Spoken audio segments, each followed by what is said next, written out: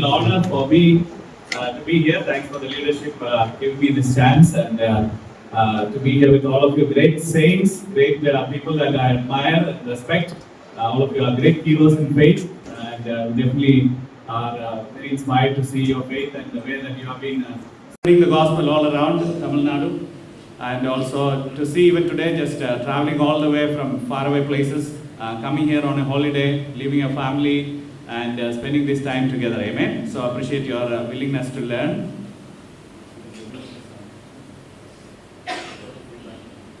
Okay. Amen. So hope you can hear me. So let's have a prayer before we go ahead. Father, we are so blessed to be in your presence. Lord, who are we, Father, Lord, to come anywhere near you? Lord, we are unworthy people. Lord, I know that I lived as a terrible sinner. I lived as an enemy of God, child of the devil. And yet, Father, Lord, you never abandoned me, Father. Even though I felt at times that you don't care anymore, or you are not present, you are not helping, you are not hearing my prayers, all those feelings I had, but I was wrong and you were right, Father. You never abandoned us, and you watched over us even when we were completely wrong, even when we were rebelling against you and turning against you, Father, Lord. You still cared for us, and that you searched for us, and you sent your only Son to sacrifice his very life on the cross, so that we could be saved, we could be purchased by the precious blood of Christ, and we could be cleansed and purified and presented before you as holy people. What a blessing it is, Lord. And today, as we are blessed to be even leaders, it is even another blessing, Father, to be able to shepherd your people. And we are not worthy of all that, Father, but you have made us worthy by your amazing love and by amazing grace, Father. Today, Father, as we are learning about your holiness, Father, we don't have the power or the understanding to grasp your holiness. We pray for your Holy Spirit to empower us to grasp how amazing is your holiness, and help us, Father, Lord, to look up to that and admire that and worship your holiness, worship your goodness, worship you as a person with all our heart and mind and soul. And also, Father, please transform us into your holiness and help us, Father, to participate in your holiness, and continue to help us, Father. We love you. In Jesus' name we pray. Amen. Amen. Awesome. Yeah. Okay, so today we are going to learn about God's expectation of holiness. So first of all, I think the most important thing that we need to remember is we have some very important questions. Okay, first question is, who am I? இன்றைய தினம் நாம் தேவனுடைய மிக முக்கியமான எதிர்பார்ப்பாகிய பரிசுத்தத்தை பற்றி கற்றுக்கொள்ளப் போகிறோம். அதற்கு முன்பாக சில கேள்விகள் இருக்கின்றன. முதலாவது கேள்வி, நான் யார்?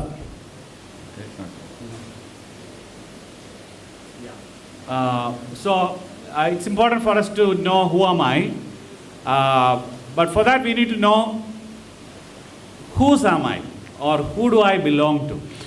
நான் யார் என்பதை நாம் தெரிந்திருப்பது மிகவும் முக்கியமான ஒன்று. அதற்கு முன்பாக யாருடையவனாக நான் இருக்கிறேன், யாரை சார்ந்தவனாக நான் இருக்கிறேன் என்பது அவசியமான ஒரு கேள்வி. You know, for that we need to know who is God, because he is the one who created us.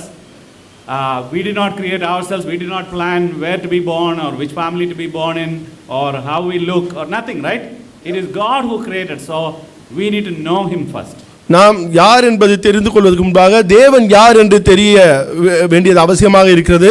ஏனென்றால் நாமவே நம்மை உருவாக்கி கொள்ளவில்லை. எங்கு பிறக்க வேண்டும், யார் இடத்தில் இருக்க வேண்டும் என்பதெல்லாம் நாம் முடிவு செய்யவில்லை. தேவன் நம்மை உருவாக்கினார்.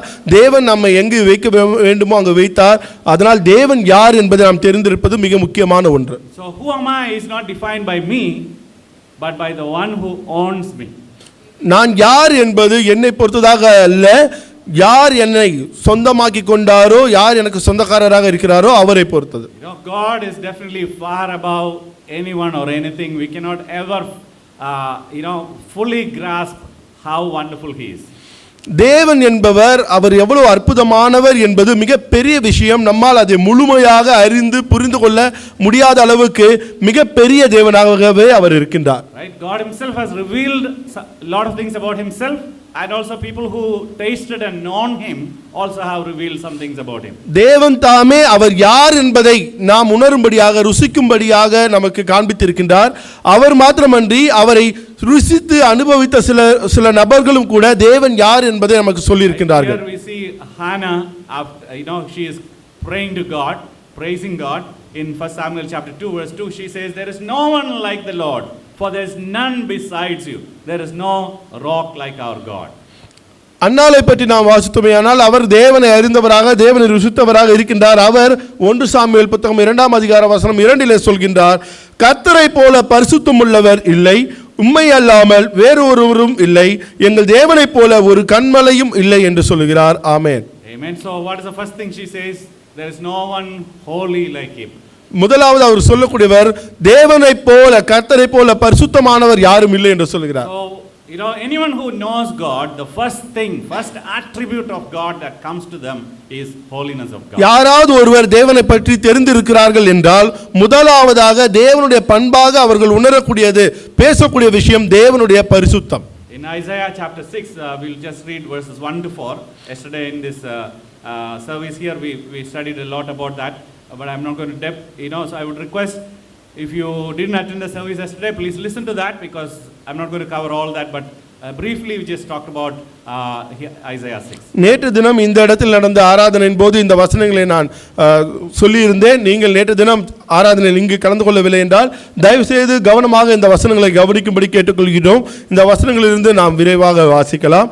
ஏசாயா புத்தகம் 6ஆவது அதிகார வசனங்கள் 1 முதல் 4 வரை வாசிப்போம். உசியா ராஜா மரணமடைந்த வருஷத்தில் ஆண்டவர் உயரமும் உன்னதுமான சிங்காசனத்தின் மேல் வீற்றிருக்க கண்டேன். அவருடைய வஸ்திர தொங்கலால் தேவாலயம் நிறைந்திருந்தது. சேரேபின்கள் அவருக்கு மேலாக நின்றார்கள். அவர்களில் ஒவ்வொருவனுக்கும் அவ்வாறு சேட்டைகள் இருந்தன. அவனவன் 2 சேட்டைகளால் தன் முகத்தை மூடி, 2 சேட்டைகளால் தன் கால்களை மூடி, 2 சேட்டைகளால் பறந்து ஒருவரை ஒருவர் நோக்கி, சேனைகளின் கர்த்தர் பரிசுத்தர் பரிசுத்தர் பரிசுத்தர், பூமி அனைத்தையும் அவருடைய மகிமையால் நிறைத்திருக்கிறது என்று கூப்பிட்டு சொன்னார்கள். கூப்பிடுகிறவர்களின் சத்தத்தால் வாசல்களின் நிலைகள் அசைந்து ஆலயம் புகையினால் நிறைந்தது. ஆமென். So we see, this is an amazing experience that Isaiah had before he was appointed or handed over the responsibility of being a prophet. ஏசாயா ஒரு தீர்க்கதரிசியாக தன்னுடைய பொறுப்புகளை பெற்றுக்கொள்வதற்கு முன்பாக, தேவனால் அபிஷேகம் செய்யப்படுவதற்கு முன்பாக அவருக்கு இருந்த ஒரு அற்புதமான அனுபவத்தை இங்கு அவர் பகிர்ந்து கொள்கின்றார். This is something we need to remember. The pattern that God has is, first he reveals himself to someone. They have to know him first before they make God known to others. இந்த ஒரு வழிமுறையை தான் தேவன் பின்பற்றுகிறார் என்பதை நாம் தெரிந்திருக்க வேண்டும். மற்றவர்களிடத்தில் தேவனை தெரிவிக்க ஒருவரை அவர் தேர்ந்தெடுத்தார் என்றால் முதலாவது அவர்களுக்கு தம்மை அவர் அறிமுகப்படுத்தி தேவன் யார் என்பதை அந்த நபருக்கு தெரியப்படுத்துவார். So all of us are in the, we all love to get other people to know Jesus, right? We should know first, and knowing him is not just one day or one time. It's a lifelong process. Every day we should have the desire to know him more and more passionately. We should have the desire to know him and experience him. நாம் அனைவரும் கூட தேவனை மற்றவர்கள் அறிய வேண்டும் எனக்கூடிய விருப்பமுடையவர்களாக ஆர்வமுடையவர்களாக இருக்கிறோம். அதற்கு முதலாவதாக தேவனை நாம் தெரிந்திருக்க வேண்டும். தேவனை தெரிந்திருப்பது என்பது ஒரு நாள் ஒரு முறை செய்யக்கூடிய விஷயமாக கிடையாது. நம்முடைய வாழ்நாள் முழுவதும் தேவனை அறிந்து அவரை நாம் ருசி பார்க்கக்கூடியவராக அது தொடர்ச்சியாக இருக்கக்கூடிய ஒரு விஷயமாக இருக்க வேண்டும். Amen. So here first of all we can see when Uzziah the king died, when a king dies, people will think, who will lead us? ஊசியா அப்படி எனக்கூடிய அந்த ராஜா மரணம் அடைந்த பொழுது மக்கள் யோசித்தார்கள், யார் எங்களை வழி நடத்த போவது என்று. Right, there is a insecurity or fear in people, but then God reveals to Isaiah who is actually ruling, who is on the throne. This not ordinary human being is not on the throne. He will come, he will go, another will come, one king will come, he will die. He may be good or bad, but who is really on the throne? It is God. ஏசாயாவுக்கு தேவன் வெளிப்படுத்தினார், அந்த ஊசியா ராஜா அவர் மரணம் அடைந்த போது மக்கள் பயத்திலும் நடுக்கத்திலும் ஒரு அச்சத்திலும் இருந்தார்கள். ஆனால் தேவன் ஏசாயாவுக்கு வெளிப்படுத்தினது, யார் அந்த ராஜரீகம் பண்ணக்கூடியவராக இருக்கிறார், யார் அந்த மகிமையின் கிரீடத்தில் இருக்கிறார். மக்கள் அங்க இருக்கக்கூடிய ஊசியா அந்த ராஜாவை பார்க்கிறார்கள். அவர் நல்லவரோ கெட்டவரோ, அவர் வாழ்வார், இறந்து போவார், ராஜாக்கள் வருவார்கள், மரித்து போவார்கள். ஆனால் உண்மையிலேயே அந்த மக்களை ஆளக்கூடியவர் யார் என்றார், அது தேவனாக இருக்கிறார் என்பதை வெளிப்படுத்தினார். Now God is sovereign, he rules over the universe, he is the ruler of all, he is the king of kings, and also he is an everlasting king. No one can dethrone. தேவனானவர் தம்முடைய சர்வ வல்லமையினாலே இந்த பூலோகம் முழுவதையும், இந்த உலகம் முழுவதையும் ஆண்டு கொண்டிருக்கிறார். எந்த ராஜாக்கள் வந்து போனாலும் சரி, தேவன் நித்தியத்துக்கும் இந்த உலகத்தை ஆண்டு கொண்டிருப்பார். Now who will know him? The ones, especially those who are in his presence longer time, will know him better. யார் தேவனை தெரிந்திருப்பார் என்றால், தேவனுடைய சன்னிதானத்திலே அவருக்கு முன்பாக அதிக நாட்கள், அநேக நாட்கள் தரித்திருக்கிறவர்கள் தேவனை சிறப்பாக அறிந்தவர்களாக இருப்பார்கள். Right? And here we see the seraphim, the angelic beings who have been with God in his presence forever and ever, and they have one thing, that is only one thing they have to say as a testimony about God. இங்கு சேரபன்களை பார்க்கும்போது அவர்கள் தேவதூதர்களாக தேவனோடு அநேக நாட்கள் இருந்த அவர்கள் தேவனை பற்றி சொல்லக்கூடிய அந்த வாக்கானது என்னவாக இருக்கிறால், ஒரு விஷயத்திலே அவர்கள் நிலைத்திருந்தார்கள். What is that one thing they said? Holy, holy, holy is the Lord Almighty. அவர்கள் சொன்ன அந்த ஒரு வார்த்தை என்னவென்றால், கர்த்தராகிய தேவன் பரிசுத்தர் பரிசுத்தர் பரிசுத்தர் என்று சொன்னார்கள். Amen. Amen. Why they are repeating this word 3 times? ஏன் அந்த வார்த்தையை அவர்கள் 3 முறை திரும்ப திரும்ப உச்சரித்தார்கள்? So we know that in Hebrew language, when anything is repeated, it is giving emphasis. Like Jesus said, truly, truly. That is giving an emphasis. So now this is the only character, only quality of God that is repeated 3 times. Holy, holy, holy. That means he is the holiest of all. No one can ever fathom, or no one can ever comprehend the holiness of God. Unexplainable is the holiness of God. ஏன் 3 முறை அந்த பரிசுத்தர் பரிசுத்தர் பரிசுத்தர் எனக்கூடிய சொல்லக்கூடிய வார்த்தை வந்தது என்றால், எபிரேயர்களுடைய வழக்கத்திலே ஒரு வார்த்தை மறுபடியுமாக திரும்ப திரும்ப சொல்லப்படும் பொழுது அதனுடைய நிச்சயத்தன்மையை அது குறிக்கக்கூடியதாக இருக்கிறது. இயேசு கிறிஸ்து கூட மெய்யாகவே மெய்யாகவே என்று சொல்லும் பொழுது அவர் சொல்லக்கூடிய வார்த்தையினுடைய அர்த்தத்தை, உண்மைத்தன்மையை அவர் நிலைநிறுத்துவதை நாம் பார்க்கின்றோம்.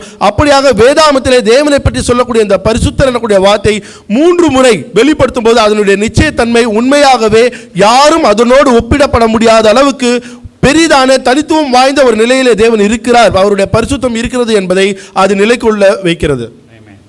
So for us to have a little bit understanding of what is holiness, the word holy in Hebrew it is called kadesh. What does that mean? It is meaning set apart or holy, and it is frequently described about God, about himself, God himself, and also his people, and also the objects dedicated to the Lord. எபிரேய மொழியிலே அதேஷ் எனக்கூடிய வார்த்தை ஆனது பரிசுத்தம் எனக்கூடிய வார்த்தையை விளங்க பண்ணக்கூடியதாக இருக்கிறது. அதற்கு அர்த்தம் என்னவென்றால், தனியாக பிரித்தெடுக்கப்படுதல், தேவனுக்கென்று ஒதுக்கப்படக்கூடிய ஒரு விஷயமாக இருக்கிறது. அதை பார்க்கும்போது தேவனை குறித்தும் அவர் பிரித்தெடுக்கப்பட்ட பரிசுத்தமானவர் மட்டுமன்றி தேவனுக்காக ஒதுக்கப்பட்ட எந்த ஒரு பொருளும் எந்த ஒரு காரியமும் பரிசுத்தப்படுகிறது என்பதை குறிக்கக்கூடியதாக இருக்கிறது. In other words, he is perfect in everything. மற்றொரு வார்த்தையில சொன்னால், எல்லாவற்றிலும் அவர் முழுமையானவராக பரிபூர்ணராக இருக்கிறார் என்பதை சொல்கிறது. Sometimes we think holiness is just absence of sin. சில நேரங்களில் நாம் நினைக்கிறோம் பரிசுத்தம் என்பது பாவமில்லாத ஒரு விஷயம் என்று நாம் நினைக்கிறோம். So we are always trying or praying and making efforts to not to sin. நிறைய நேரங்களிலே நாம் எல்லா முயற்சிகளும் எடுத்து ஜெபிக்கிறோம், நான் பாவத்தில் ஈடுபடக்கூடாது என்று. And I always say, imagine if you don't sin at all. That's the only attempt that you're making. Will you be of any good use? நீங்கள் யோசித்து பாருங்களேன், இதை சிந்தித்து பாருங்கள். நீங்கள் பாவம் செய்யாமலே இருக்கிறீர்கள், அந்த ஒரு முயற்சியை மாத்திரம் எப்போதுமே நீங்கள் எடுத்துக்கொண்டிருக்கிறீர்கள், பாவம் செய்யாமல் மாத்திரம் இருப்பதற்கு பார்த்துக்கொள்கிறீர்கள். அதில் ஏதாவது பிரயோஜனம் உங்களுக்கு இருக்கிறதா? I can still be useless. நான் ஒரு பிரயோஜனமற்றவனாக மாறிவிடுவதை என்னால் பார்க்க முடியும், right? இல்லையா? What is holiness is not just absence of sin, but presence of all the goodness in immeasurable value. பரிசுத்தம் என்பது பாவம் இல்லாமல் இருப்பது மாத்திரம் கிடையாது, எல்லா நல்ல காரியங்களிலும் அளவற்ற தன்மையும் அதிகமான விஷயமும் பெருகக்கூடியதாக இருக்க வேண்டும், நன்மைகள் பெருகி இருக்க வேண்டும், அதுதான் பரிசுத்தமாக இருக்கும். Amen. ஆமென். Brothers. ஆமென் சகோதரிகளே. So now, as we ask the first question, who am I? If I belong to God, if God owns me, and if He is the holy God, then my understanding of myself also have to change. முதலாவது கேள்வி, நான் யார் என்ற கேள்விக்கு என்ன அர்த்தம் என்றால், நான் தேவனுக்கு சொந்தமானவர், தேவன் என்னை சொந்தப்படுத்திக் கொண்டார் என்றார், அவரை போல அவருக்கு சொந்தமான நானும் கூட என்னுடைய புரிதலிலே நான் புரிந்து கொள்வது, நானும் கூட பரிசுத்தமானவனாக இருக்கிறேன் என்பது என்னுடைய புரிதல். Amen. So God is holy. Everything that belongs to Him must be holy. தேவன் பரிசுத்தமானவராக இருக்கிறார், அவருக்கு சொந்தமான எல்லா காரியங்களும் பரிசுத்தமாகவே இருக்கும். Amen.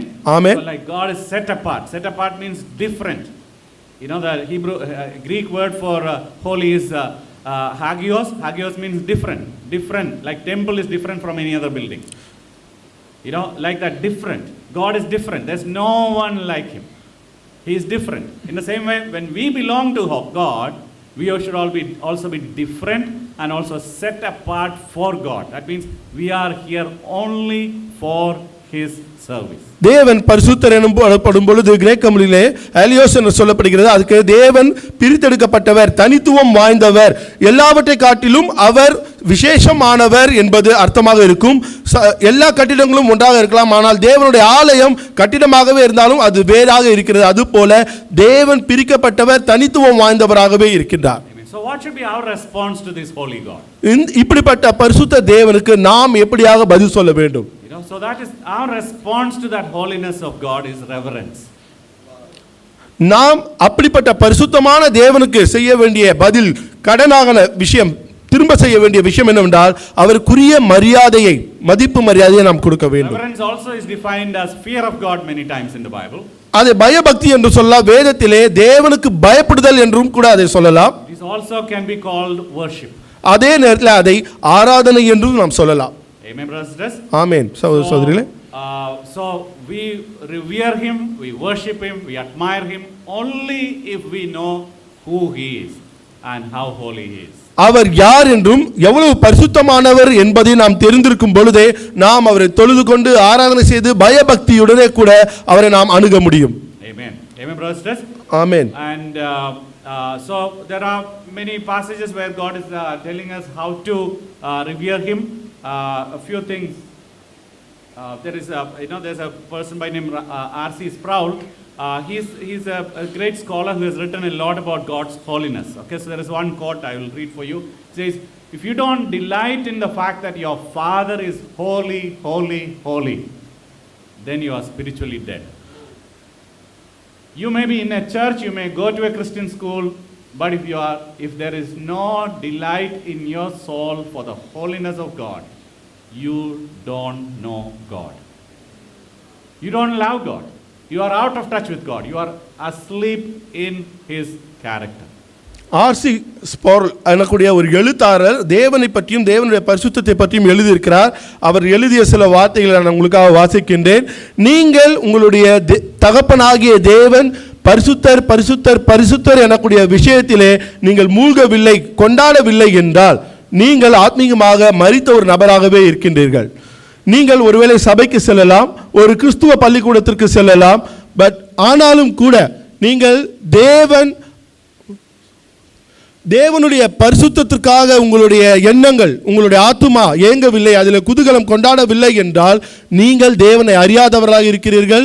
நீங்கள் தேவனை அன்பு செய்யவில்லை, நீங்கள் தேவனோடு தொடர்பில் கிடையாது, தேவனுடைய குணாதிசயத்திலே நீங்கள் ஒரு மரித்தவராக இருக்கிறீர்கள் என்பதே அதனுடைய பொருளாக இருக்கிறது. Right? See, all of us want to live a godly life.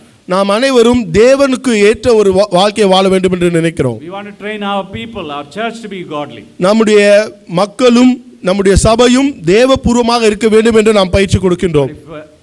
If we don't understand and grasp what is God's holiness, we are dead.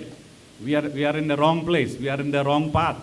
We will not train ourselves or train others to be living a life that God expects.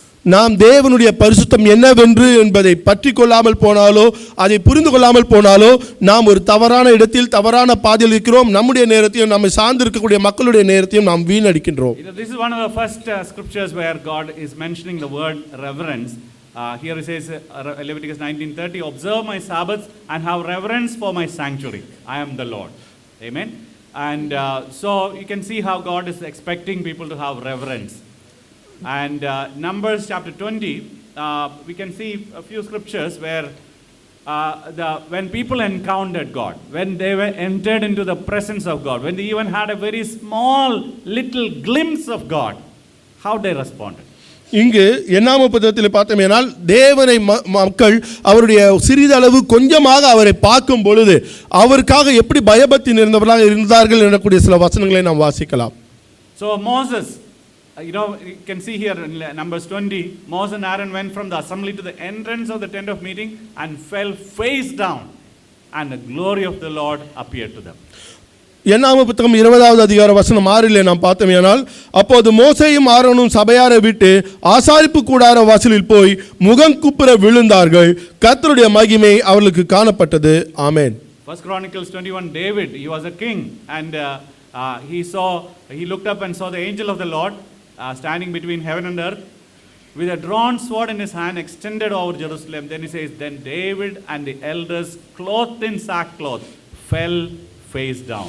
இது 1 நாளாகமம் புத்தகம் 21ஆம் அதிகார வசனம் 16 பார்த்தோம்னால், தாவீது அவருடைய ஜனங்களும் தேவனுடைய பிரசன்னத்துக்கு போகும்பொழுது தாவீது தன் கண்களை ஏறெடுத்து பூமிக்கும் வானத்துக்கும் நடுவே நிற்கிற கர்த்தருடைய தூதன் உருவின பட்டயத்தை தன் கையில் பிடித்து அதை எருசலேமின் மேல் நீட்டி இருக்க கண்டார்கள். அப்போது தாவீதும் மூப்பர்களும் இரட்டு போர்த்தி கொண்டு முகங்குப்புற விழுந்தார்கள் என்று பார்க்கின்றோம். Amen. So, the God who created us, He alone knows how we should treat Him. So He reveals in different ways how we should treat Him with reverence. நம்மை உருவாக்கின தேவனுக்கு தான் தெரியும் நாம் அவரை எப்படி நடத்த வேண்டும் என்று. அவரை நமக்கு அறிமுகப்படுத்தும் போது எவ்வளவு பயபக்தியாக தேவனை நாம் நடத்த வேண்டும் என்பது அவருக்கு தெரியும். Amen. So today ask yourself, do we have this kind of a reverence towards God? இந்த கேள்வியை நம்மிடத்தில் நாம் கேட்டு பார்ப்போம். தேவனை குறித்து இப்படிப்பட்ட பயபக்தி நம்மிடத்தில் இருக்கிறதா என்பதை கேட்டு பார்ப்போம். There's a saying in in English, it says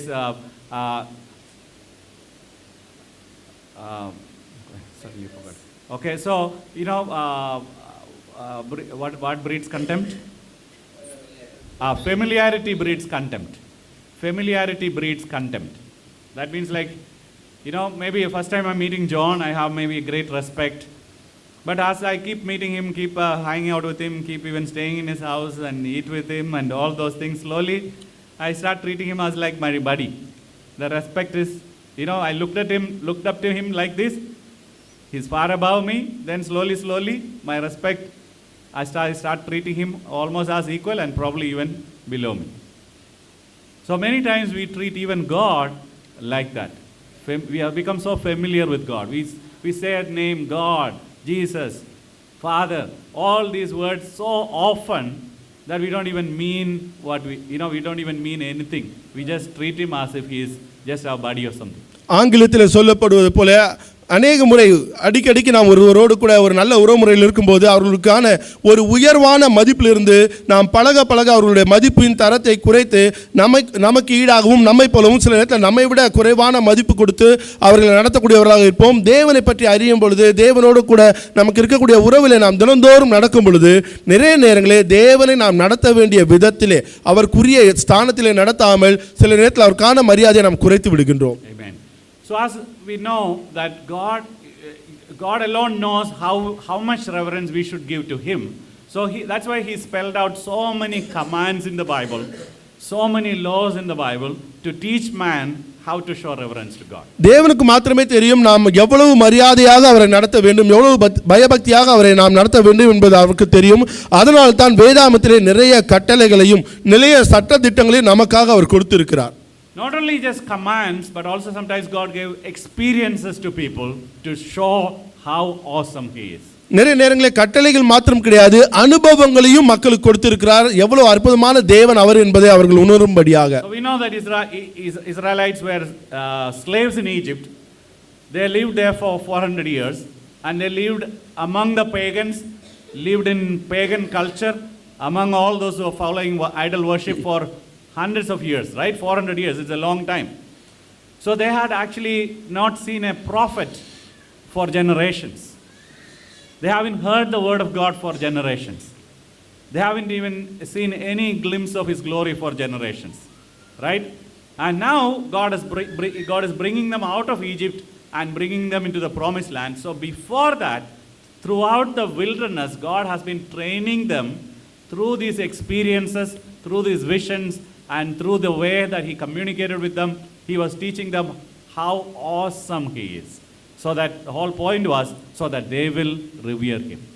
நமக்கு தெரியும் யாத்ரா 38 பார்த்தோம்னா இஸ்ரவேல் ஜனங்கள் எகிப்திலே அடிமைகளாக இருந்தார்கள். ஒரு 400 வருடம் என்பது மிகப்பெரிய ஒரு தலைமுறைகளுக்கான காலகட்டமாக அது இருக்கிறது. அவ்வளவு நாட்களாக அந்த மக்கள் அடிமைகளாக இருந்தார்கள், பாகால்களை வழிபட்டார்கள், அந்நிய தேவனை சேவித்தார்கள். தேவனை பற்றிய உபதேசம் அவர்களுக்கு கிடையாது, தேவனுடைய வார்த்தை கிடையாது, தீர்க்க தரிசிகளை அவர்கள் பார்த்தது கிடையாது. ஆனால் இப்போது அந்த நாட்கள் முடிந்த பின்பு தேவன் எகிப்திலிருந்து அவர்களை வெளியே கொண்டு வர முயற்சிக்கும் பொழுது அவர்களுக்கு தேவன் அவர் யார் என்பதை தெரிவிக்கக்கூடிய ஒரு அற்புதமான அனுபவத்தை அவர்களுக்கு கொடுத்தார். எப்படியாக அவர்கள் தேவனிடத்தில் நடந்து கொள்ள வேண்டும் என்பதை அவர்களுக்கு தெரிய வைத்தார். Amen. Now, here we see, just before God gave the 10 commandments, God is appearing on Mount Sinai. தேவன் 10 கட்டளைகளை கொடுப்பதற்கு முன்பாக சீனாய் மலையிலே அவர்களுக்கு தோற்றம் கொடுத்தார். You know, when we read this, I want you to close your eyes and picturize how, picturize, imagine as if you are standing near the mountain and watching and hearing and experiencing what has happened. இந்த வசனங்களை வாசிப்பதற்கு முன்பாக உங்களுடைய கண்களை மூடி நீங்கள் தியான நிலையிலே யோசித்து பாருங்கள், உங்களை கற்பனை செய்து பாருங்கள். நீங்கள் சீனாய் மலைக்கு முன்பாக நிற்பதாகவும் அந்த வார்த்தைகளை, அந்த செய்தியை, அந்த காட்சியை காண்கிறீர்கள், கேட்கிறீர்கள், உணர்கிறீர்கள் என்பதை நீங்கள் உணரும்படியாக, அனுபவிக்கும்படியாக கேட்டுக்கொள்கின்றேன். You're able to understand Tamil as brother reads. Close your eyes, just picturize it. தமிழிலே நாம் வாசிக்கிற இந்த நேரத்தில் தயவுசெய்து புரிந்து கொண்டு நீங்கள் உங்களுடைய கண்களை மூடி அதை ஒரு காட்சி உருவகப்படுத்தி பார்க்கும்படி கேட்டுக்கொள்கின்றேன். யாத்ராம புத்தகம் 19ஆம் அதிகார வசனங்கள் 16 முதல் 18 வரை வாசிக்க கேட்போம். 3ஆம் நாள் விடிய காலத்தில் இடி முழக்கங்களும் மின்னல்களும் மலையின் மேல் கார்மேகமும் மகாபலத்த எக்கால சத்தமும் உண்டாயிற்று. பாளையத்தில் இருந்த ஜனங்கள் எல்லாரும் நடுங்கினார்கள். அப்போது ஜனங்கள் தேவனுக்கு எதிர்கொண்டு போக மோசே அவர்களை பாளையத்திலிருந்து புறப்பட பண்ணினான். அவர்கள் மலையின் அடிவாரத்தில் நின்றார்கள். கர்த்தர் சீனாய் மலையின் மேல் ஆக்கினியில் இறங்கினபடியால் அது முழுவதும் புகைக்காடாய் இருந்தது. அந்த புகை சூளையின் புகை போல் எழும்பிற்று. மலை முழுவதும் மிகவும் அதிர்ந்தது. ஆமென். Amen. Do you get a picture of how it looked like? We just only a little bit picturized, but we didn't hear the sound. We didn't see the lightning, right?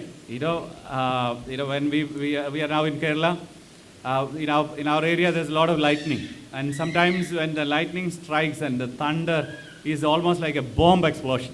Sometimes we thought the whole house is falling apart. I've never experienced anything like that before. இந்த நேரத்தில் நம்ம கொஞ்சம் யோசித்து அதை ஒரு காட்சிப்படுத்த பார்க்க முடிஞ்சிருக்கும். ஒருவேளை இடி முழக்கமும் மின்னலும் இங்கே கிடையாது. நாங்கள் இப்போது கேரளாவில் தங்கியிருக்கிறோம். எங்கள் இடத்திலே இப்போது நிறைய நேரங்களில் மின்னல் வெட்டுகிறது, இடி முழக்க சத்தம் கேட்கிறது. சில நேரங்களிலே அந்த இடி இடிப்பது எங்கோ வெடிகுண்டு வெடிப்பது போல இருக்கும். நாங்கள் நினைப்போம் எங்களுடைய முழு வீடும் இடிந்து விட்டது என்று நினைப்போம். And here you see there was, when God descended or his presence came to the mountain, there was thunder, there was lightning, there was trumpet call, and the whole mountain was shaking, and all the people were trembling, just having that little glimpse of God's glory. தேவனுடைய பிரசன்னம் அந்த இடத்துக்கு இறங்கும் பொழுது, தேவனுடைய வருகைக்கான ஒரு துவக்கம் அங்கு ஏற்படும் பொழுது, அங்கு இடி முழக்கம் கேட்பதை மக்கள் உணர்ந்தார்கள், மின்னல் வருவதை பார்த்தார்கள், எக்காலம் ஊதப்பட்டது. ஜனங்கள் முழுவதும் பயத்துடனே கூட நடுக்கத்துடனே அந்த இடத்தில் இருந்தார்கள். And he says, as the Lord descended on the mountain in fire. தேவன் சீனாய் மலையிலே அக்னி போல இறங்கினார் என்று நாம் பார்க்கின்றோம். And then a smoke billowed up from it like a smoke from a furnace. அங்கு ஏற்பட்ட புகைக்காடாய் மாறியதை நாம் பார்க்கின்றோம். Amen. Amen, brothers. Amen. So this is from here we see the idea that people have that, you know, even it is written even in the New Testament saying that God is a consuming fire. தேவன் பட்சிக்கிற ஆக்கினையாக இருக்கிறார் என்று புதிய ஏற்பாட்டிலும் எழுதப்பட்டிருப்பதை நாம் பார்க்க முடியும். Amen, brothers. ஆமென் சகோதர சகோதரிகளே. Now do we treat him with that kind of reverence? நாம் தேவனை அப்படிப்பட்ட பயபக்தியுடன் நடத்துகின்றோமா? Or we treat him, he's my friend, yeah, he's my buddy, come on man, come on. Is that how we treat God? இல்லை என்றால் இவருடைய சகோதரர், இவருடைய நண்பர், பாப்பா அப்படின்னு சொல்லி தேவனை நம்ம அப்படியாக நடத்துறோமா? You know, people, even though Moses had the opportunity to go into his presence like this, even though he was the only one who was asked to come near God, even you saw already, every time God called him or his presence was felt, Moses himself fell face down. They all felt like, whether it is Isaiah or Moses or Aaron or anybody for that matter, they felt like we are unworthy to come anywhere near God because he is so holy and I am unholy. He is so pure and I am so impure. மோசேக்கு மாத்திரம்தான் அந்த வாய்ப்பு கிடைத்தது. சீனாய் மலையில் அவர் தனியாக வர வேண்டும் என்று சொல்லப்பட்டார். மோசேவாக இருக்கட்டும், ஆரோனாக இருக்கட்டும், ஏசாயாவாக இருக்கட்டும், யாரெல்லாம் தேவனை சந்திக்க ஒரு வாய்ப்பு கிடைத்ததோ அப்போதெல்லாம் அவர்கள் முகம் குப்புற விழுந்து தேவனுக்கு முன்பாக தங்களை தாழ்த்தினார்கள். ஏனென்றால் தேவனோ பரிசுத்தமானவர், நானோ பரிசுத்த குலைச்சல் உள்ளவன், தேவனோ நீதியானவர், நானோ அநீதியானவன் என்பதை அவர்கள் உணர்ந்திருந்தார்கள். Okay. Now we know that the priests were anointed and only the high priest was allowed to go into the most holy place once in a year. நாம் அனைவருக்கும் தெரியும், ஆசாரியர்கள் அந்த நேரத்திலே அவர்கள் அபிஷேகம் செய்யப்பட்டு அனுமதிக்கப்பட்டார்கள்.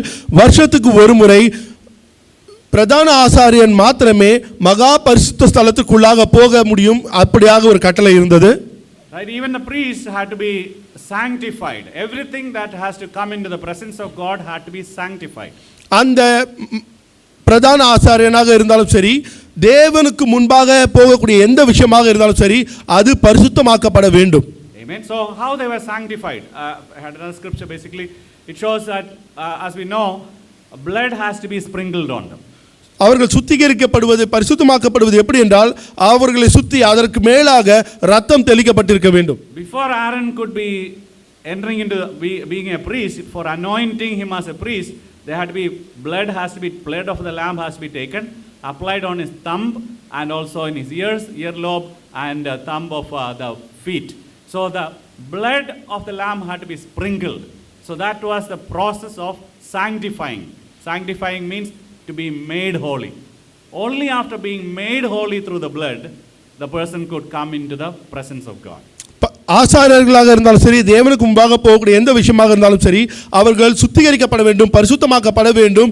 ஆசாரியர்களாக இருந்தாலும் கூட அவர்கள் மீது ஆட்டுக்குட்டியினுடைய ரத்தமானது தெளிக்கப்பட்டு அவர்களுடைய காதுகளிலும் கைகளிலும் தொடைகளிலும் கூட தெளிக்கப்பட்டு அவர்கள் பரிசுத்தமாக்கப்பட்ட பின்புதான் தேவனுடைய மகா பரிசுத்த ஸ்தலத்துக்குள்ளாக அவர்கள் போக முடியும். So now we see, out of all the people, only one man, and that too only once in a year, could come into the presence of God. நீங்கள் இங்கு பார்த்தீர்களால் அவர்கள் அங்கிருந்த எல்லா ஜனங்களுக்கும் முன்பாக ஒரே ஒரு நபர் மாத்திரம் வருஷத்துக்கு ஒரு முறை மாத்திரம் தேவனுடைய சந்நிதிக்கு முன்பாக போக முடியும். Where was the presence of God? You know, in the Holy of Holies, the most holy place, there was an ark. There were two cherubim on top of the ark made of gold, and between their wings there was a place on top of the ark that was called the mercy seat. That's where God's holiness or God's glory was visible in the temple. அந்த ஆசாரியன் போகக்கூடிய அந்த இடம், தேவனுடைய ஸ்தலம், தேவனுடைய பிரசன்னம் எங்கு இருந்தது என்றால் அது தேவனுடைய பேழையில் இருந்து, அந்த பேழையானது இரண்டு கேருபீன்களுக்கு மத்தியிலே இருந்தது. அந்த கேருபீன்களுக்கு மத்தியிலே தேவனுடைய கிருபாசன அண்டை இருந்தது. அந்த இடம் தேவனுடைய மகா பரிசுத்த ஸ்தலமாக கருதப்பட்டது. Verse 13 says he has to put the incense on the fire before the Lord, and the smoke of the incense will conceal the atonement cover above the tablets of the covenant law, so that he will not die. நாம் 13வது வசனத்திலே பார்த்தீங்கனால், லேவியராகமம் 16வது அதிகாரம் 13வது வசனத்திலே, தான் சாகாதபடிக்கு தூப மேகமானது சாட்சி பெட்டியின் மேல் இருக்கும் கிருபாசனத்தை மூடத்தக்கதாக கர்த்தருடைய சந்நிதியில் ஆக்கினியின் மேல் தூப வர்க்கத்தை போட கடவன் என்று எழுதப்பட்டிருக்கிறது. This picture is not accurate.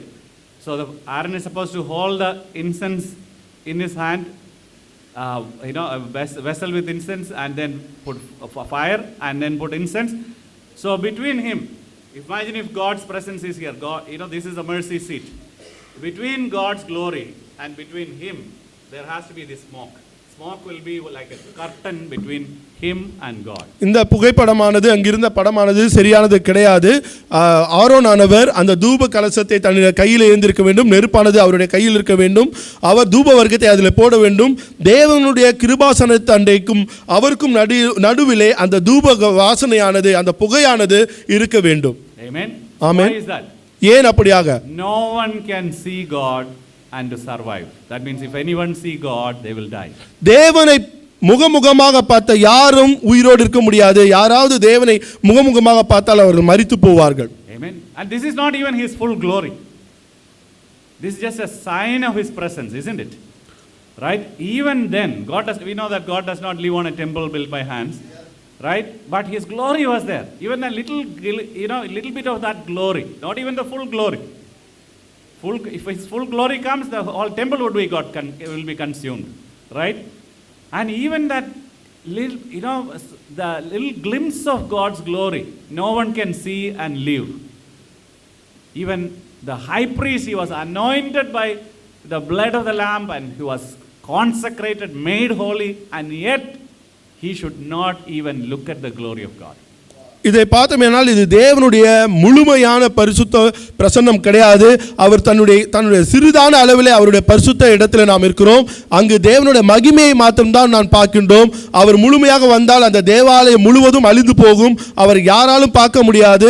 அங்கே இருக்கக்கூடிய அந்த பிரதான ஆசாரியன் அவன் பரிசுத்தமாக்கப்பட்டிருந்தாலும் கூட, அவன் மீது ரத்தம் தெளிக்கப்பட்டிருந்தாலும் கூட, அவன் தேவனுடைய சன்னிதானத்திலே தேவனுடைய மகிமையை முகமுகமாக பார்க்க முடியாது. We are not going to read all the scriptures. You know that when God established the tabernacle and the temple, he also said anyone else apart from the priest or apart from the high priest who comes even near, anyone else who comes near the sanctuary is to be put to death. நாம் முழு வசனத்தை வாசிக்க போவது கிடையாது. என்னாமத்திலே பார்த்தோமேனால் யாராவது அது தேர்ந்தெடுக்கப்பட்ட ஆசாரியனை தவிர வேறு யாராவது தேவனுடைய பிரசன்னத்துக்கு முன்பாக அவருடைய சந்நிதியில் வந்தால் அவன் மரணத்துக்கு ஒப்பு கொடுக்கப்பட வேண்டும் என்று எழுதியிருக்கிறது. And even the priest who comes, God had given clear instructions how they should come. அந்த ஆசாரியன் தேவனுடைய பிரசன்னத்துக்கு முன்பாக வந்தாலும் கூட அவர் எப்படியாக வர வேண்டும் என்பதற்கான தெளிவான விளக்கத்தை தேவன் கொடுத்திருக்கின்றார். The story of Aaron's two sons, Nadab and Abihu. It says in Leviticus 10, they offered unauthorized fire before the Lord, contrary to his command. Then he says, so the fire came out from the presence of the Lord and consumed them, and they died before the Lord. ஆரோனுடைய குமாரனாகிய நாதாமும் அபியுமும் தேவனுக்கு முன்பாக தேவனால் அனுமதிக்கப்படாத ஒரு ஆக்கினையை கொண்டு வந்தார்கள். அப்போது அந்த ஆக்கினை அவர்களை பச்சித்து போட்டது என்பதை நாம் வேதத்திலே பார்க்கிறோம். Amen, brothers. Amen. And this was the day of anointment, day of ordaining the priests. So they were just ordained and the temple worship just began. The very first day. The very first day, even though God gave them clear commands, two of Aaron's sons disobeyed. And what is the effect of disobedience? Immediate death. ஆரோனுடைய இரண்டு குமாரர்களும் அவர்கள் அபிஷேகம் பண்ணப்படுவதற்காக தேவாலயத்துக்கு வந்த முதல் நாளிலே தேவன் கொடுத்த கட்டளையை அவர்கள் மீறினதினாலே அவர்களுக்கு அது தண்டனையாக இருந்தது. அந்த தண்டனை உடனடியாக கிடைக்கக்கூடியதாக இருந்தது. Why was God doing all this? ஏன் தேவன் இது எல்லாவற்றையும் செய்தார்? Right, whether it is descending on the mountain in fire or consuming these people who disobeyed God in fire, all these things. Why was God doing all these things? He wanted to show, teach and train people we can't treat God like anybody else. He is different. That is what it means to be holy. He is different from anyone and everything. He has to be revered, he has to be worshipped, he has to be admired more than anybody else, anything else. ஏன் தேவன் இதை எல்லாம் செய்து கொண்டிருக்கிறார்? சீனாய் மலையில் அவர் அக்னி ஜம்பமாக வரும்பொழுதும் கூட சரி, இங்கு ஜனங்களை அக்னியினால் அழிக்கும் போதும் கூட ஏன் இதை எல்லாம் செய்கிறார்? ஏனென்றால் நாம் அவருக்கு பயபக்தியோடு அவரை தெரிந்து கொள்ள வேண்டும். அவரை போல வேறு யாரை போல அவரை நாம் நடத்தக்கூடாது. பயபக்தியோட மரியாதையோடு அவரை நாம் நடத்த வேண்டும் என்பதை நமக்கு சொல்லுகின்றார். Deuteronomy 13 verse 4 says, you are to follow the Lord your God and fear him, keep his commandments and listen to his voice, serve him and hold fast to him. Amen. So Again, God is telling over and over again, fear God. இங்கு மறுபடியுமாக உபாகமம் 11ஆம் அதிகாரம் வசனம் 4 தேவனுக்கு பயப்படும்படியாக கர்த்தருக்கு பயப்படும்படியாக அவர் சொல்கின்றார். Now when we fear God, how do we show that fear of God? நாம் தேவனுக்கு பயப்படும்போது அந்த பயத்தை எப்படியாக தேவனிடத்தில் காட்டுவோம்? By obeying his commands. அவருடைய கட்டளைகளுக்கு கீழ்ப்படிவதன் மூலமாக. Right? And it doesn't mean like God is always threatening people. இதற்கு அர்த்தம் எப்போதும் தேவனை மக்களை ஜனங்களை பயமுறுத்துகிறார் என்ற அர்த்தம் கிடையாது. Keeping people away from him. தேவன் மக்களை அவர்களுக்கு தூரமாக வைத்துக் கொள்கிறார் என்ற அர்த்தம் கிடையாது. Right? God always wanted people to be near him. தேவன் எப்போதும் அவருடைய ஜனங்கள் அவருக்கு அருகாமையில் இருக்க வேண்டும் என்று நினைக்கின்றார். But we must treat him with reverence. ஆனாலும் கூட நாம் அவருக்கான கனத்துடனே கூட அவரை நாம் நடத்த வேண்டும். Amen. In Hebrews, in the New Testament, when you come to the New Testament, it says Hebrews 12. So sometimes we think these kind of reverence and worship was only in the Old Covenant. In the New Covenant, now we quote the scripture in Hebrews 4. Now we can approach the throne of grace with confidence. நாம் இது நினைக்கிறோம், நிறைய நேரத்திலே பழைய ஏற்பாட்டிலே தான் தேவனை இப்படியாக நாம் நெருங்க வேண்டும் என்று நினைக்கிறோம். ஆனால் புதிய ஏற்பாட்டிலே நாம் பயபக்தியோடு கூட தேவனுக்கு முன்பாக வரலாம் என்பதை நாம் பார்க்கின்றோம். Right? Hebrews 4, remember that? It says we can approach God, the throne of grace, with confidence through Jesus. Right? So now, because why? In Christ now we are royal priesthood. ஏனென்றால் நாம் அவருக்கு முன்பாக கிறிஸ்துவுக்குள்ளாக ராஜரீகமான ஜனமாக இருப்பதினாலே நிச்சயத்துடனே பயபக்தியுடனே அவருடைய கிருபாசனத்தை அண்டையிலே சேர முடியும் என்று சொல்லியிருக்கிறது. Amen, brothers. Amen. We can approach him with confidence, but that doesn't mean like we treat him like with contempt. நாம் அவரை மன தைரியத்துடனே கொண்டு சேர முடியும், ஆனால் அவரை நாம் குறைவாக நடத்த முடியாது. We can approach him with confidence because we are cleansed by the blood of the Lamb, Jesus Christ. நாம் அவரை மன தைரியத்துடனே சேர முடியும், ஏனென்றால் நாம் ஆட்டுக்குட்டியான இயேசு கிறிஸ்துவினுடைய இரத்தத்தினாலே சுத்திகரிக்கப்பட்டிருக்கின்றோம். That is also called sanctification. We are made holy by the blood of Jesus. அதுவும் கூட நாம் பரிசுத்தமாக்கப்பட்டோம், சுத்திகரிக்கப்பட்டோம், அது இயேசு கிறிஸ்துவினுடைய இரத்தத்தினாலே ஆனது என்பதை நாம் உணர்கின்றோம். Right? With all that confidence, same book that talks about we can approach the throne of grace with confidence. Later on in the same book, the author writes in Hebrews 12, 28 and 29. அந்த வசனங்களே தேவனை நாம் தைரியத்துடனே அணுக முடியும் என்று சொல்லியிருந்தாலும் கூட அதே எழுத்தாளர் எபிரேயர் புத்தகம் 12ஆம் அதிகாரம் 28 29 வரை எழுதியிருக்கிறார். நாம் வாசிப்போம். எபிரேயர் புத்தகம் 12ஆம் அதிகாரம் வசனங்கள் 28 29. ஆதலால் அசைவில்லாத ராஜ்யத்தை பெறுகிறவர்களாகிய நாம் பயத்தோடும் பக்தியோடும் தேவனுக்கு பிரியமாய் ஆராதனை செய்யும்படி கிருபையை பற்றி கொள்ள கடவோம். நம்முடைய தேவன் பட்சிக்கிற அக்னியாய் இருக்கிறாரே. ஆமென். Amen. Amen, brothers. Amen. The same author who writes we can approach the throne of grace with confidence. Same author writes in the same letter after some time. What is he writing? இங்கே எழுதின அந்த எழுத்தாளர் கிருபாசன தண்டையிலே தைரியமாக நாம் சேர முடியும் என்று எழுதின அவரே இங்கு என்ன பின்பாக அவர் என்ன எழுதியிருக்கிறார் என்பதை நாம் பார்க்கின்றோம். First he talks about what we are receiving. We are receiving the kingdom of God. முதலாவது நாம் எதை பெற்றுக்கொள்கிறோம் என்றால் தேவனுடைய ராஜ்யத்தை பெற்றுக்கொள்கிறோம் என்று எழுதியிருக்கின்றார். We don't deserve it. We are receiving this undeserved mercy. We are entering into the kingdom of God. நாம் அதற்கு தகுதியானவர்கள் கிடையாது. அவருடைய அளவில்லாத தகுதியற்ற அந்த கிருபையை நாம் பெற்றுக்கொள்கின்றோம். What should be our response to that? அதற்கு நாம் எப்படியாக பதில் செய்ய வேண்டும், நடந்து கொள்ள வேண்டும்? Filled with gratitude. நாம் நன்றி அறிதலோ நிரம்பியவர்களாக இருக்க வேண்டும். Amen. Amen. Amen. Filled with gratitude. And then how should we treat him? நன்றி அறிதல் நிறைந்தவர்களாக இருக்க வேண்டும். அதன் பின்பாக அவரை நாம் எப்படியாக நடத்த வேண்டும்? Worship God acceptably with reverence and awe.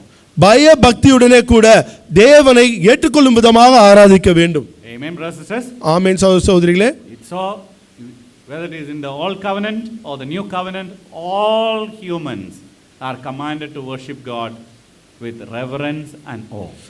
Without reverence and awe, we are trying to worship God. It is an unacceptable worship.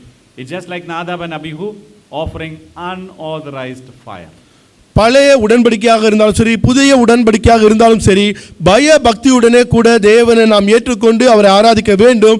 நாம் பய பக்தி இல்லாதவர்களாக தேவனை அனுசரிக்கிறவர்களாக ஆராதிக்கிறவர்களாக இருந்தால் நாம் நாதாம் அபிகை போல தேவனால் ஏற்றுக்கொள்ளப்படாத ஆக்கினை கொடுத்தவர்களைப் போல தண்டனைக்குரியவர்களாக மாறுவோம். What is the reason Holy Spirit is telling we should worship him with reverence and awe? ஏன் பரிசுத்த ஆவியானவரை நாம் அவரை பயபக்தியுடன் அணுக வேண்டும் என்று சொல்லுகின்றார்? Verse 29. வசனம் 29. நம்முடைய தேவன் பட்சிக்கிற அக்னியா இருக்கிறாரே. ஆமென். Amen. It is in quotation, right? What does that mean? It's not his words, it's not his invention, he's quoting from the Old Testament. So God never changes. So a lot of people think God of the Old Testament was different, he was furious, he was to be feared. No, God of New Testament is mild, very approachable, nice, so we can treat him as we want. Is that how it is? God has never changed. He doesn't have to change. That's why he says, I am who I am. Why? Because he doesn't have to change. நாம் இந்த வசனத்தை பார்த்தோமேனால் புதிய ஏற்பாடு அது மேற்கூறிடப்பட்டிருக்கிறது. அதுக்கு அர்த்தம் அந்த எழுத்தாளரினுடைய வார்த்தையாக அது அல்ல, அது பழைய ஏற்பாட்டிலே தேவனுடைய வார்த்தையாக இருக்கிறது. நிறைய பேர் நினைக்கிறோம் பழைய ஏற்பாட்டிலே தேவன் கண்ணுக்கு கண் பல்லுக்கு பல் என்றக்கூடிய பழி வாங்கக்கூடிய தேவனாக பார்க்கிறார்கள். புதிய ஏற்பாட்டிலே தேவன் மெதுவாக மாறிவிட்டார், இரக்கமுள்ளவர், அவரை சுலபமாக அணுகலாம் என்று நினைக்கிறார்கள். அப்படி கிடையவே கிடையாது. தேவன் நான் இருக்கிறவராய் இருக்கிறேன் என்று சொல்லுகிறார். அவர் மாறாத தேவன். தேவன் மாற வேண்டிய அவசியம் இல்லை. தேவனை நாம் எப்போது பயபக்தி அணுக வேண்டும். Amen. So now we'll say, oh no bro, God is love, God loves me. Is that all true? Absolutely true. Right? That also is not something new, not a new invention. God did not suddenly become a God of love. He was always God of love. Amen. He did not change. But even though he is so full of love, he is still who? He is still a consuming fire. Amen, brothers. Amen. Amen. Amen. And he is still almighty. He is still holy, holy, holy. He has not changed. So our response to God should be with so much of awe and reverence. நாம் இல்ல சோராஸ் தேவன் அன்பானவராக இருக்கிறார், தேவன் என்னை அன்பு செய்கிறார் என்று சொல்லலாம். தேவன் அன்பானவராகவே இருக்கிறார். தேவன் திடீரென்று அன்பாக மாறவில்லை. அவர் முழுவதும் அப்போது இருந்தே அவர் அன்பாகத்தான் இருக்கிறார். ஆனாலும் கூட நாம் அவரை அணுகும் பொழுது அவர் தேவனாகவே நாம் பார்க்க வேண்டும். அவருடைய பரிசுத்தத்தை பரிசுத்தமாகவே பார்க்க வேண்டும். தேவனை நாம் மரியாதையுடனும் பயபக்தியுடனும் அணுகக்கூடியவராக இருக்க வேண்டும். Amen. So who am I? நான் யார்? We belong to this holy God. நாம் அந்த பரிசுத்த தேவனுடைய சொந்தமாக இருக்கிறோம். He sanctified us and made us holy to come into his presence. அவர் நம்மை பரிசுத்தமாக்கி சுத்திகரித்து அவருடைய பரிசுத்த பர்வதத்திலே வந்து நிற்கும்படியாக செய்திருக்கிறார். Right? Just like even in the temple, any vessel that had to be offered used for any purpose in the temple, that had to be sprinkled with blood, only then it could be used for the purpose. தேவாலயத்திலே ஏதாவது ஒரு பாத்திரம் பிரயோஜனப்படுத்த வேண்டியிருந்தது என்றால் அதுவும் கூட ரத்தத்தினாலே தெளிக்கப்பட்டு பரிசுத்தமாக்கப்பட்டு அதன் பின்பாக தான் பிரயோஜனப்படுத்தப்படும். Right? இல்லையா? And what has to be done with that vessel? அந்த பாத்திரத்தை வைத்து என்ன செய்ய வேண்டி இருக்கிறது? Imagine there was a vessel made of gold on which the bread of the presence was kept. யோசித்து பாருங்களே, தங்கத்தினால பொன்னாலான ஒரு பாத்திரம் இருக்குது, அதிலே தேவனுடைய அந்த அப்பங்கள் இருக்கிறது என்றால் எப்படியாக அதை பாவிப்பீர்கள்? So can we just take it and say, oh nice vessel, let me just put my biryani and eat it? நான் சொல்லலாமா, ஓ அது தேவனுடைய நல்ல ஒரு அழகான பாத்திரமாக இருக்கிறது, நான் அதில் பிரியாணியை போட்டு சாப்பிடுகிறேன் என்று சொல்ல முடியுமா? Somebody tried that. Right? Belshazzar, the Babylonian king, he gave the goblets of gold taken from the temple of God for his guests to drink wine. What happened? Babylonian ராஜா ஒருவர் தேவனுடைய அந்த பாத்திரங்களை எடுத்து அவருடைய விருந்தாளிக்கு அதிலே மதுபானத்தை திராட்சரசத்தை ஊற்றி கொடுத்தார். என்ன நடந்தது? That very night the empire was destroyed. அந்த ராத்திரியிலே தானே அந்த ராஜ்யம் முழுவதும் அழிக்கப்பட்டது. Amen. Amen. What does that mean? What belongs to God, what is made holy, what is set apart for God has to be used only for his purpose. அதுக்கு அர்த்தம் என்ன? எது பரிசுத்தமாக மாற்றப்பட்டதோ, எது தேவனுடையதோ, எது தேவனுக்காக பிரித்தெடுக்கப்பட்டதோ அதை பரிசுத்தமாகவே நாம் கையாள வேண்டும். Amen. Amen. Who are we? நாம் அனைவரும் யார்? If we are sanctified and made holy by sprinkling of the blood of the lamb on us, we belong to God. For what? To be used for him. For his purpose. நாம் அனைவரும் தேவனுடையவர்களாக இருக்கிறோம். தேவனாலே பரிசுத்தமாக்கப்பட்டு தேவ ஆட்டுக்குட்டியானவருடைய ரத்தம் தெளிக்கப்பட்டவர்களாக இருக்கிறோம். நாம் அவருடையவர்களாக இருக்கிறோம். ஏன் நாம் அவருக்கு சொந்தக்காரர்களாக இருக்கிறோம்? அவருடைய நோக்கத்துக்காக பிரயோஜனப்படுத்துவதற்காக. So ask what we are here. நாம் எதற்காக இங்கு இருக்கிறோம் என்று கேட்போம். We are here to be his servants. நாம் அவருடைய ஊழியக்காரர்களாக இருக்க இங்கு இருக்கின்றோம். Amen, brothers and sisters. ஆமென் சகோதர சகோதரிகளே. What kind of servants we should be? 1 Peter chapter 1 13 to 16. எப்படிப்பட்ட ஊழியக்காரர்களாக நாம் இருக்க வேண்டும்? 1 பேதுரு புத்தகம் ஒன்றாம் அதிகாரம் வசனங்கள் 13 முதல் 16 வரை வாசிக்க கேட்போம். 1 பேதுரு புத்தகம் 1ஆம் அதிகாரம் வசனங்கள் 13 முதல் 16 வரை. ஆகையால் நீங்கள் உங்கள் மனதில் அறையை கட்டிக்கொண்டு தெளிந்த புத்தியுள்ளவர்களாய் இருந்து இயேசு கிறிஸ்து வெளிப்படும் போது உங்களுக்கு அளிக்கப்படும் கிருபையின் மேல் பூரண நம்பிக்கையுள்ளவர்களாய் இருங்கள். நீங்கள் முன்னே உங்கள் அறியாமையினாலே கொண்டிருந்த இச்சையின்படி இனி நடவாமல் கீழ்ப்படுகிற பிள்ளைகளாய் இருந்து உங்களை அழைத்தவர் பரிசுத்தராய் இருக்கிறது போல நீங்களும் உங்கள் நடக்கை எல்லாவற்றிலையும் பரிசுத்தராய் இருங்கள். நான் பரிசுத்தர், ஆகையால் நீங்களும் பரிசுத்தராய் இருங்கள் என்று எழுதியிருக்கிறதே. ஆமென். Amen, brothers and sisters. ஆமென். சகோதரிகளே, Who are we? நாம் அனைவரும் யார்? First of all, it says we received the hope of grace முதலாவது நாம் தேவனுடைய கிருபை நம்பிக்கையை பெற்றுக்கொண்டவர்கள் through Jesus Christ. இயேசு கிறிஸ்துவின் மூலமாக. That's why we have any chance to come near God. அதனால் தான் நாம் தேவனுக்கு முன்பாக வரக்கூடிய எல்லா வாய்ப்புகளும் பெற்று இருக்கின்றோம். And then we are called children of God. அதன் பின்பாக நாம் தேவனுடைய பிள்ளைகள் என்று அழைக்கப்படுகின்றோம். What a blessing is that. எவ்வளவு பெரிய ஆசீர்வாதமான விஷயம் அது. This almighty God, right? He is holy and holy, holy, holy, holy. What is that we were? We lived as enemies of God, children of the devil. அப்படிப்பட்ட பரிசுத்தமான பரிசுத்தம் பரிசுத்தம் பரிசுத்தம் என்ற சர்வ வல்லமையுள்ள தேவன் அவராக இருக்கும் பொழுது நாம் யாராக இருந்தோம்? தேவனுக்கு எதிரிகளாக இருந்தோம், சாத்தானுடைய பிள்ளைகளாக வாழ்ந்து கொண்டிருந்தோம். We deserve to be consumed by that fire. But on the other hand, what did God do? By grace, He sent His Son to take away the wrath, take away our sin, take away the punishment, take away the curse. All Jesus took so that we will be spared and we can be called children of God. நாம் அவருடைய பச்சைக்கிற ஆக்கினாலே அழிக்கப்பட வேண்டியவர்களாக இருந்தபோது அவர் அவருடைய மகனாகிய இயேசு கிறிஸ்துவை நமக்காக அனுப்பித்தார். நம்முடைய பாவங்களை, சாபங்களை, கோபங்களை, நம் மீது இருந்த அசுத்தத்தை இயேசு கிறிஸ்து எடுத்துக்கொண்டார். நாம் அவருடைய பிள்ளைகளாக அவருடைய சன்னிதானத்தில் நிற்கக்கூடிய வாய்ப்பை பெற்றிருக்கின்றோம். How are we supposed to live? நாம் எப்படிப்பட்ட வாழ்க்கையை வாழ வேண்டும்? Verse 14. வசனம் 14. As obedient children.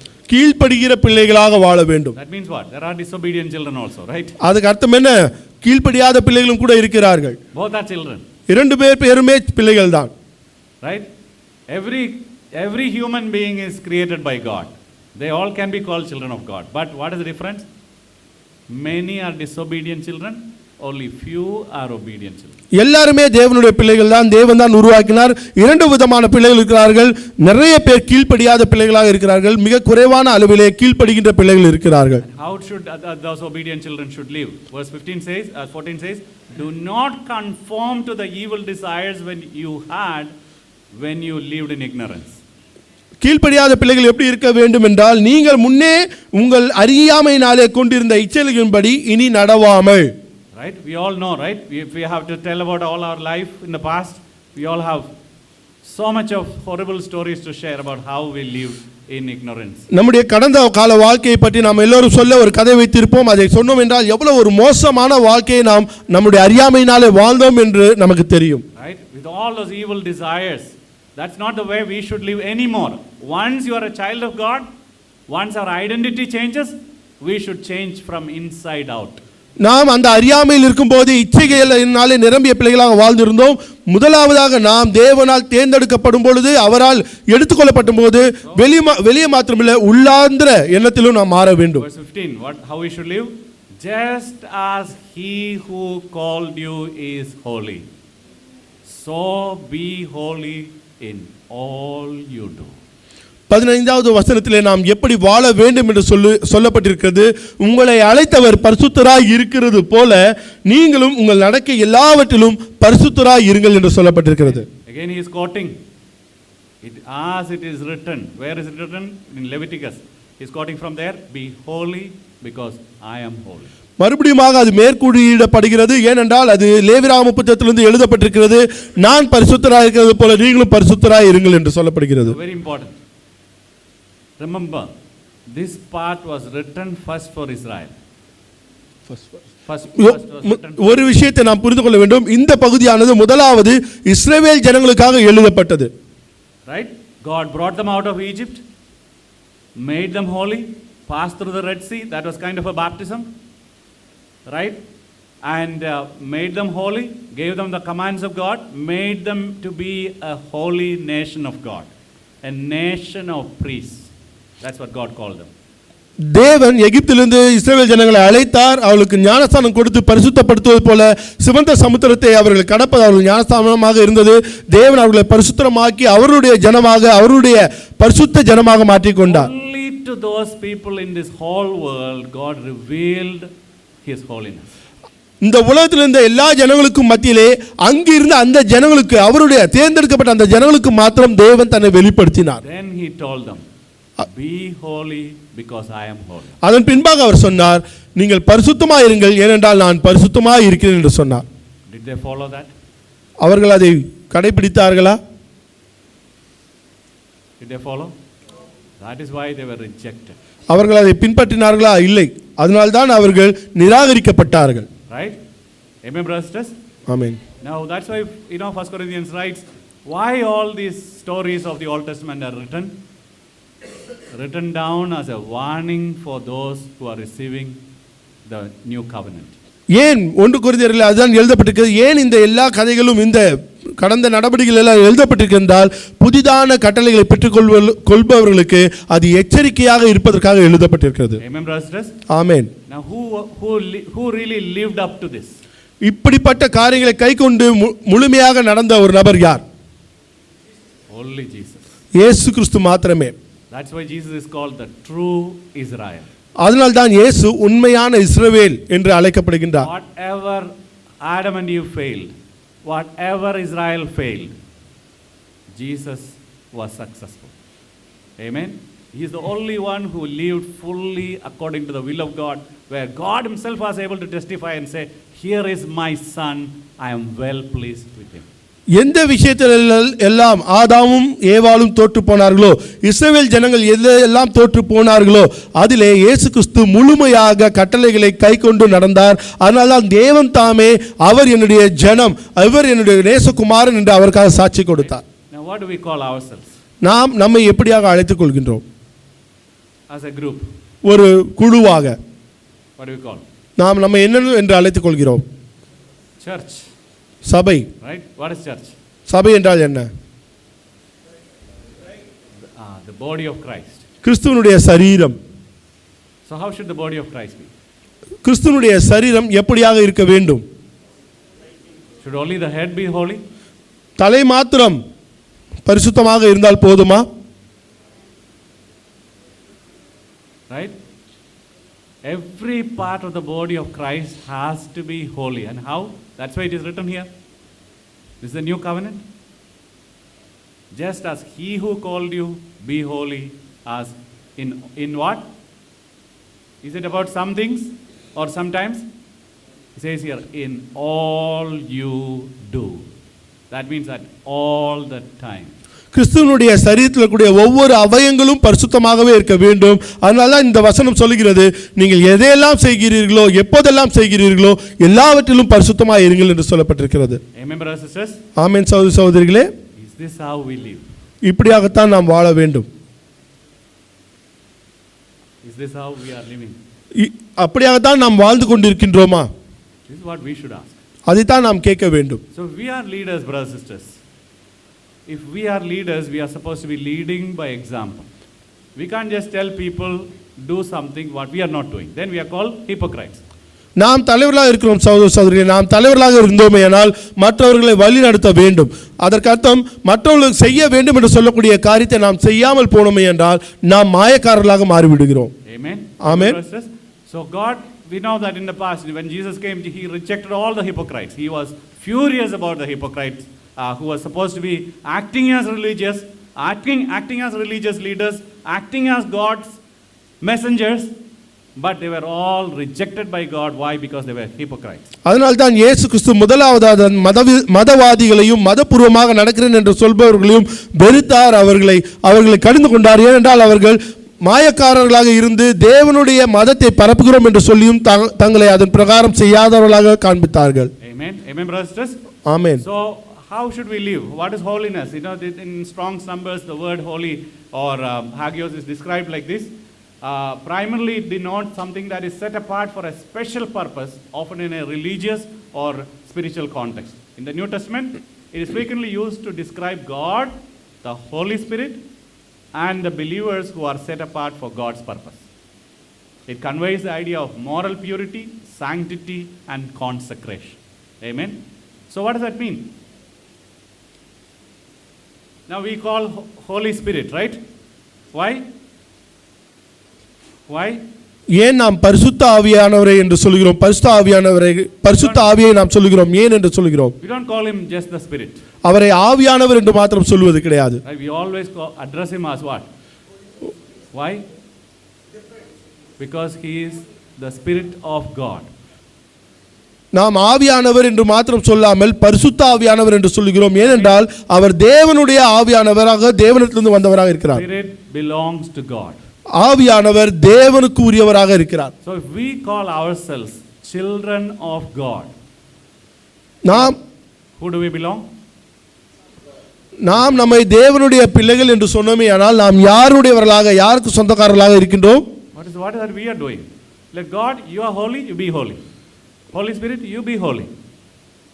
But you know who I am? நாம் என்ன செய்கிறோம்? தேவன் நீங்கள் பரிசுத்தமானவரா, நீங்கள் பரிசுத்தமாக இருங்கள். பரிசுத்த ஆவியானவர் நீங்கள் பரிசுத்தமானவரா, நீங்கள் பரிசுத்தமாக இருங்கள். நான் என்ன செய்கிறேன்? I was unholy, I am unholy, I will be unholy. நான் அசுத்தமானவனாக இருந்தேன், அசுத்தமானவனாக இருக்கிறேன், அசுத்தமானவனாகவே இருப்பேன். Why? Because that's your job. No, you should show grace. ஏன்னா நீங்க, அது உங்களோட வேலை, நீங்க கிருபை கொடுத்துதான் ஆகணும். That is called taking grace as a license. அதுக்கு அர்த்தம் என்ன என்றால், தேவனுடைய கிருபையை நாம் பாவம் செய்வதற்கு உரிமமாக எடுத்துக்கொள்வது. So this is not something that God has done to make us feel burdened. Right? Oh, I have to be holy. What a burden it is. What a horrible burden that God has put upon me. Is that how we should feel? தேவன் இதை ஒரு பாரமாக நமக்கு கொடுக்கல. ஓ, எவ்வளோ பெரிய பிரச்சனை, நான் பரிசுத்தமாக தான் இருக்கணும், பரிசுத்தமாக தான் வாழணும், எவ்வளோ பெரிய ஒரு தலையில் அந்த பாரத்தை வச்ச மாதிரி இருக்குன்னு நம்ம நினைக்கிறோமா? Is that a burden? இது ஒரு பாரமான விஷயமா? Right? It's a blessing. The best blessing that we have ever received is to be called children of God. அது ஒரு அற்புதமான ஆசீர்வாதம், நம்முடைய வாழ்க்கையில கிடைத்த மிகப்பெரிய ஆசீர்வாதமாக இருக்கிறது. நாம் தேவனுடைய பிள்ளைகள் என்று அழைக்கப்படுகிறோம். Amen. Amen. Children of God. And if we want to be called children of God, if we want to call God Father, then we should also have a responsibility to live as holy children of God. நாம் தேவனுடைய பிள்ளைகளாக இருக்கிறோம். தேவன் நம்மை அவருடைய பிள்ளைகள் என்று அழைக்க வேண்டும் என்று விரும்புகிறோம். நாம் நம்முடைய தேவனை தகப்பன் என்று பிதாவென்று என்று அழைக்க வேண்டும் என்று நினைக்கிறோம். அதே நேரத்தில் நமக்கு அந்த பொறுப்பும் இருக்கிறது, தேவனுடைய பிள்ளைகளாக பரிசுத்தமானவர்களாக வாழ வேண்டும். Same chapters. 1 Peter chapter 1, we read 15-16. Now the next verse 17 says, since you call on a father, what are we doing? We are calling on God as Father. What is his job? Who judges each man's work impartially. Always, you see, whenever Bible talks about fear of God, it reminds us, even in the New Testament, it reminds us who he is. And many times it reminds us that he is the judge. It reminds us we have to stand before him for judgment. Amen. Then he says, he judges how? Each one's work impartially. Then he says, what is our response? So here God is revealed as a judge, and what is our response? What should be our response? Conduct yourself in reverent fear during your stay as foreigners. இந்த வசனத்தை நாம் முழுமையாக வாசிக்கலாம். இதற்கு அர்த்தம் என்னவென்றால், அன்றியும் பட்சபாதம் இல்லாமல் அவனுடைய கிரியைகளின்படி நியாயம் தீர்க்கிறவரை நீங்கள் பிதாவாக தொழுது கொண்டு வருகிறபடியால் இங்கே பரதேசிகளாய் சஞ்சரிக்கும் அளவும் பயத்துடனே நடந்து கொள்ளுங்கள். பழைய ஏற்பாடாக இருந்தாலும் சரி, புதிய ஏற்பாடாக இருந்தாலும் சரி, தேவனை நியாயம் தீர்க்கிற நியாயாதிபதியாக இங்கு காட்டுகிறது. அவர் பட்சபாதம் இல்லாதவர் என்று காட்டப்படுகிறது. நாம் இங்கு வாழக்கூடிய நாட்களிலே பரதேசிகளாய் வாழ்வதனாலே எப்போதும் பய பக்தியுடனே அவருக்கு முன்பாக நடந்து கொள்ள வேண்டும் என்று சொல்லப்படுகிறது. Now, sometimes people think God is a judge for others, not for me. சில நேரங்களில் மக்கள் நினைக்கிறார்கள், தேவன் மற்றவர்களுக்கு தான் நியாயாதிபதி, நியாயம் தீர்ப்பார், எனக்கு அல்ல என்று நினைக்கிறார்கள். I'm a Christian, so I'm God's person, நான் ஒரு கிறிஸ்துவன், நான் தேவனுடைய நபர் என்று நினைக்கிறார்கள். I'm from the judge's family. நான் ஒரு நியாயாதிபதியினுடைய நீதிபதியினுடைய குடும்பத்திலிருந்து வருகிறேன். But those people, oh man, they will be judged. அந்த மக்களா அவர்கள் நியாயம் தீர்க்கப்படுவார்கள். Right? They'll be burning in hell. அவர்கள் நரகத்தில் வெந்து போவார்கள். So we are elevating ourselves to some special level. நாம் நம்மை ஒரு சிறந்த தளத்திலே உயர்த்தி வைத்துக் கொள்கின்றோம். What do we call that? நாம் அதை என்னவென்று சொல்லுவோம்? Bible calls it as pride. அது வேதத்திலே பெருமை என்று சொல்லப்படுகிறது. Where does pride live? Pride goes before destruction. பெருமை எங்க இருக்கும்? பெருமைக்கு முன்பாக அழிவு வந்து சேரும். Amen. Amen, brothers. Amen. So what is that we should do? நாம் என்ன செய்ய வேண்டும்? Right? We should, because he is a God who judges every man's work impartially, what should be our response? Conduct yourself in reverent fear. How often?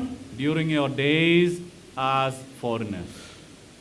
தேவன் நியாயம் தீர்க்கிறவராக இருக்கிறதுனாலே, பட்சபாதம் இல்லாமல் நியாயம் தீர்க்கிறதுனாலே, பரதேசிகளாய் வாழக்கூடிய இந்த நாட்களிலே நாம் பயபக்தியுடனே அவருக்கு முன்பாக நடந்து கொள்ள வேண்டும் என்று வேதம் சொல்கிறது. Why is Peter using this word foreigner?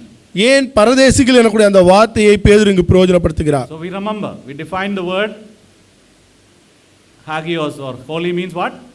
Set apart. Different. So what is foreigner? பரதேசி எனக்கூடிய அர்த்தம் என்ன?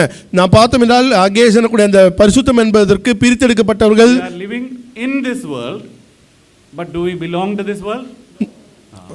Where do we belong? நாம் இந்த உலகத்தில் வாழ்ந்து கொண்டிருக்கிறோம், ஆனால் இந்த உலகத்திற்கு சொந்தமானவர்களா? இல்லை என்றால் நாம் எந்த ஊருக்கு, எந்த இடத்துக்கு சொந்தமானவர்கள்? To the kingdom of God. தேவனுடைய ராஜ்யத்துக்கு சொந்தமானவர்கள். Where is that kingdom? தேவனுடைய ராஜ்யம் எங்கு இருக்கிறது? When Pilate asked Jesus, "Are you the king of Jews?" What did he answer? Yes. What did he say? My kingdom does not belong to this world.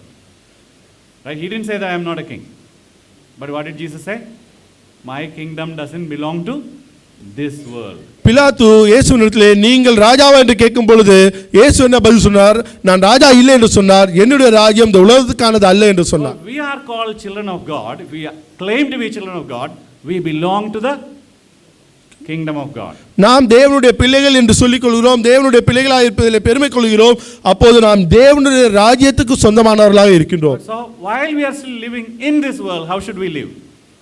நாம் இந்த உலகத்தில் வாழும்போது எப்படியாக வாழ வேண்டும்? As strangers and aliens are foreigners in this world. இந்த உலகத்துக்கு அந்நியராக, புறஜாதியாராக, பரதேசிகளாக நாம் வாழ வேண்டும். That means what? Do not conform to the ways of this world. இந்த உலகத்தின் காரியங்களோடு கூட ஒத்துப்போகிறவர்களாக இருக்கக்கூடாது. Amen. Amen. That is what it means to be holy. அதற்கு அர்த்தம் தான் பரிசுத்தமாக இருப்பது. Then we are different. அப்போது நாம் வித்தியாசமானவர்கள். Amen. Amen. Amen. Amen. So that is what it means to be different. That's how we should live as holy. How often? Not just simply just being religious holy. Just put nice clothes, cover our head, or show reverence like closing our eyes or lifting our hands. All these actions don't make us holy. There's nothing wrong in doing all these things. Okay? But those actions alone doesn't make us holy.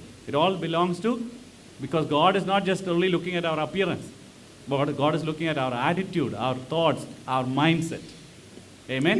Amen, brothers. From inside we have to be holy. நாம் வெறுமனே நல்ல உடைகளை போட்டுக்கொண்டு, பரிசுத்தமான உடைகளை போட்டு, கண்களை மூடி, கைகளை தூக்கி, கைகளை உயர்த்தி ஜெபிப்பதிலே தேவன் நம்முடைய பரிசுத்தை பார்த்துக் கொள்வதில்லை. அதெல்லாம் செய்வது தவறு என்று சொல்லவில்லை. ஆனால் அதிலே மாத்திரம், செய்கையிலே மாத்திரம் இல்லை, தேவன் நம்முடைய எண்ணங்களிலே, நம்முடைய சிந்தனைகளிலே நம்முடைய பரிசுத்தத்தை பார்க்கின்றார். Hebrews 12 verse 14. We finish with this. It says, make every effort to live in peace with everyone and to be holy. Without holiness, no one will see the Lord.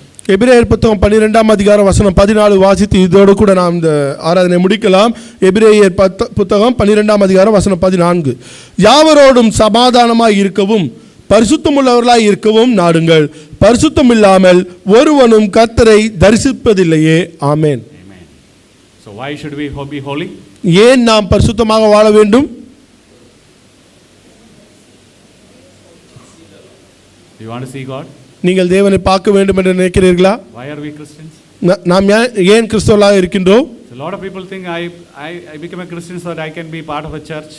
நிறைய பேர் நினைக்கிறாங்க நான் கிறிஸ்தவரா மாறினேன் அதனால ஒரு சபையில் அங்கத்தினரா இருக்க முடியும். What is church for many people?